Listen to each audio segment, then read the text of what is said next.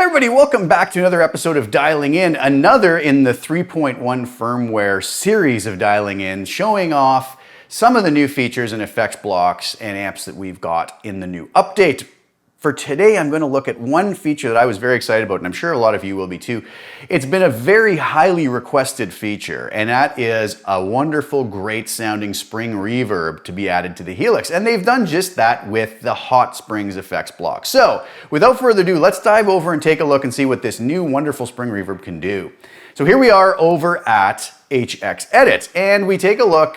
Before actually I do that, I'm basically running through a little US Princess preset that I made here without the reverb.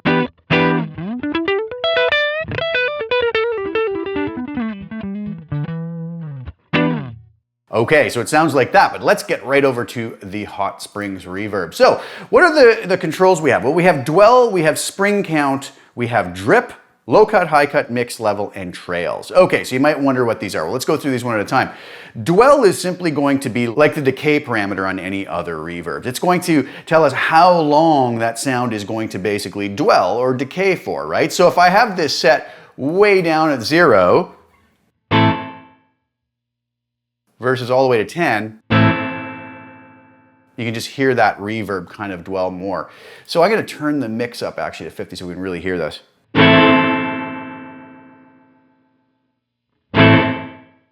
So we can just decide how long we want that reverb to kind of dwell along for. Let's set it somewhere around the middle. Now, spring count, you might wonder what that is. Well, depending on the spring reverb we're using, different spring reverb units have different numbers of springs, and that affects the sound of them. So the Line 6 folks are really smart in giving us the ability to choose whether we want anywhere from 1 spring all the way up to 3. And you might ask, well, how does that make a difference to the sound? Let's listen to it. So here is on the 1 spring setting.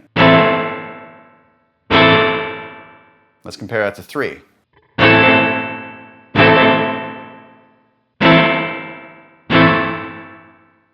little more thin of a sound when we're down on the 1, a little fatter sound up on the 3, a different tone in how the springs would kind of interact with one another. So I would suggest that anybody just go through and listen closely to sort of the difference between these settings.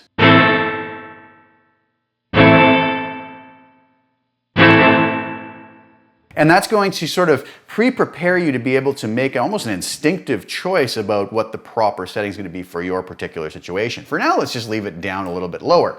Now you might say, what is the drip control? Well, the drip of a spring reverb is kind of that little high-pitched chirp at the end of hitting a note, really able to hear it on percussive sounds where like a palm mute. So let's take a listen to this and go on the low setting for now.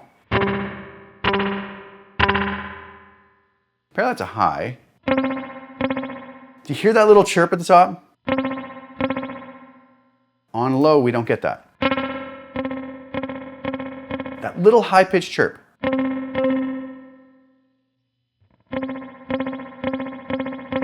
Kind of like something's dripping off the end of the note.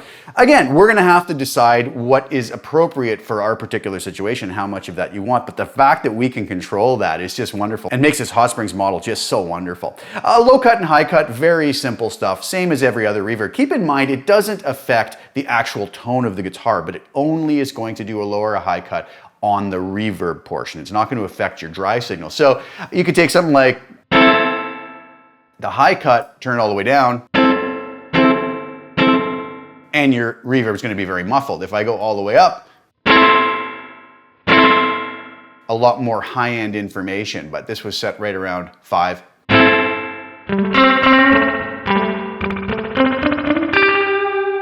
All right, and the mix control is obviously just going to be the balance between our wet and our dry signal. Level is going to be our output volume. And trails, if that's on, when we switch between snapshots, we're going to not lose the decay, or in this case, the dwell of our reverb. So where would I set this if I wanted something kind of nice? Maybe, go up in around the 2 range on the springs, maybe somewhere around 4, 4.5.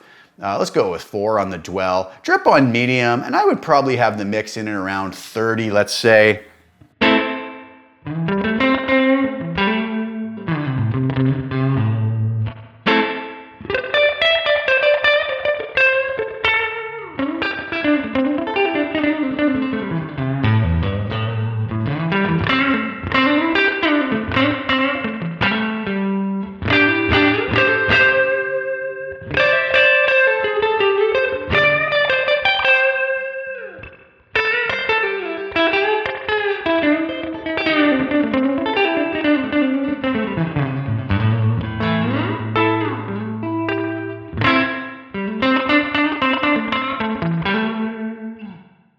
I think this is just an absolute knocked it out of the park type of an effect that they've added in here, and it's something so many of us folks have wanted for so long. So hats off to the Line 6 folks yet again.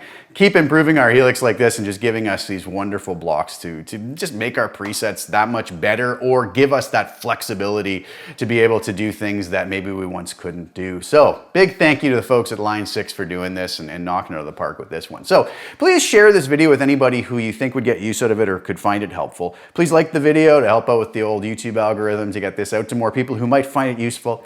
And please subscribe to the channel and hit the little bell notification to get notified when I put new content out. I will be back really soon with some more. Keep an eye out for a lot more 3.1 firmware videos. And thanks so much for your time and for joining me today. I really, really appreciate it.